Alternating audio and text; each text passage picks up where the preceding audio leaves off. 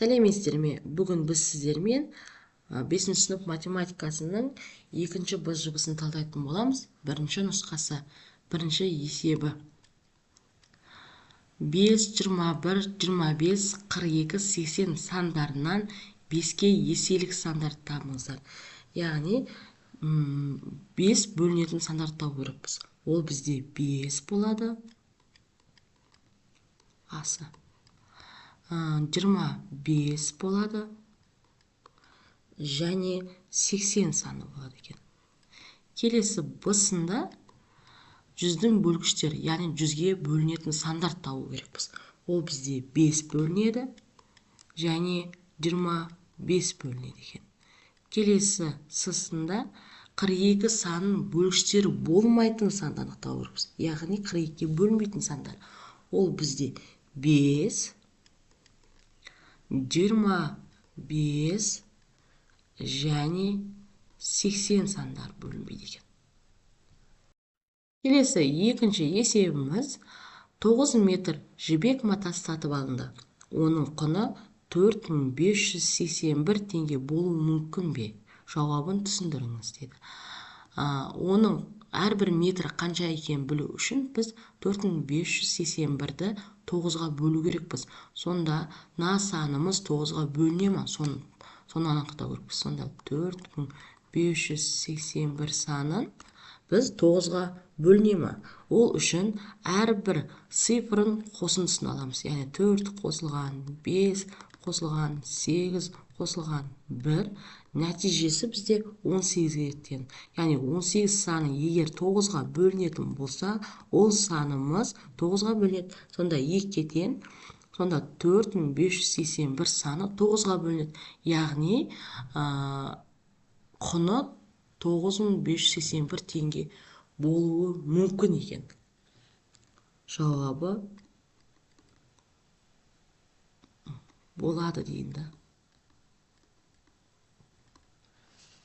Келесі үшінші есебіміз амалды орындамай-ақ анықтаңыз дейді. 120 қосылған 48 қосындысы 12-ге бөліне ме? Қосындының әрбірін 12-ге бөліп көрейік. Сонда 120 бөлінген 12 нәтижесі 10-ға тең болады екен. Енді 48 санын 12-ге бөліп көрейік. Нәтижесі 4-ке тең екен. Сонда қосылғыштардың әрбір қосындысы 12 санына бөлінсе, ол санымыз, ол қосылғышымыз 12-ге бөлінеді екен. Яғни бірінші жағдайда бөлінеді. Келесі екінші бысында 33 көбейтілген 26. Бізде 11-ге бөліне ме деді. Бізде көбейтудің ережесі бойынша көбейткіштердің арасында біреуі 11 санына бөлінсе, ол көбейтіндіміз бөлінеді деген сөз. Сонда 33-ті бөліп көрейік 11-ге, нәтижесі 3-ке тең, яғни бөлінеді екен. Бұл көбейткішіміз сонда 11 санына бөлінеді екен.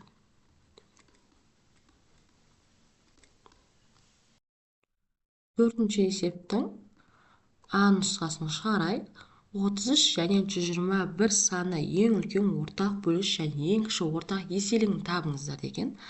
33 санын жіктеп алайық бірінші. 33 саны бізде 3-ке бөлінеді. 3-ке бөлсек 11-ге тең. 11-ді 11-ге бөлетін болсақ 1-ге тең болады. Енді 121 санын жіктеп жазайық. 121 саны бізде 11-ге бөлінеді. 11-ге бөлсек 11. 11-ді 11-ге бөлетін болсақ 1-ге тең. Сонда ең үлкен ортақ бөлгіш бізде 33 және 121 сандарына ол тең болады.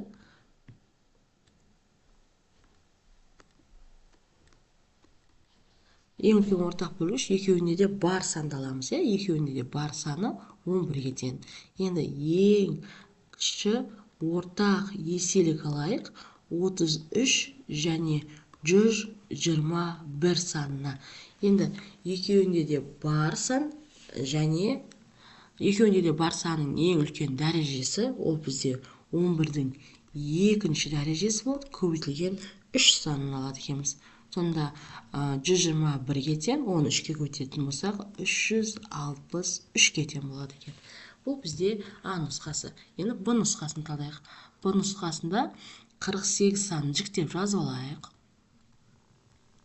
48 саны бізде 2-ге бөлінеді. 2-ге бөлсек 24. 24-ті 2-ге бөлейік. 12. 12-ге бөлсең 6. 6-ны 2-ге бөлсең 3. 3-ті 3-ге бөлетін болсам 1-ге тең екен. Келесі 52 санын жіктеп жазайық. 52 саны бізде 2-ге бөлінеді. 26. 26-ны 2-ге бөлсек 13. 13-ті 13-ге бөлетін болсақ 1-ге тең болады. Келесі 84 санын жіктеп жазайық. 84 саны бізде 2-ге бөлінеді. 2-ге бөлсек 42. 2-ні 2-ге бөлсек 21. 21-ді 3-ге бөлсек 7. 7-ні 7-ге бөлетін болсақ 1-ге тең екен. Енді осы жерде ең үлкен ортақ бөлгіш 48, 52 және 84 сандарына бізде 2-ның дәрежесінің кішісін аламыз, яғни 2-ның екінші дәрежесі. Және үшеуінде де бар сан бізде 3 жоқ, түгелдей 13 жоқ, 7 жоқ. Сонда 2-ның екінші дәрежесі болады, ол бізде 4-ке тең болады екен.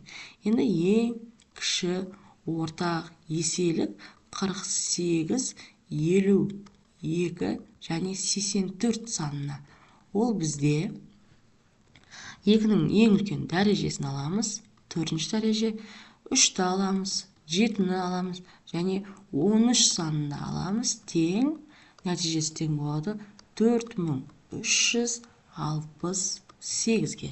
Сонымен есебіміз аяқталады.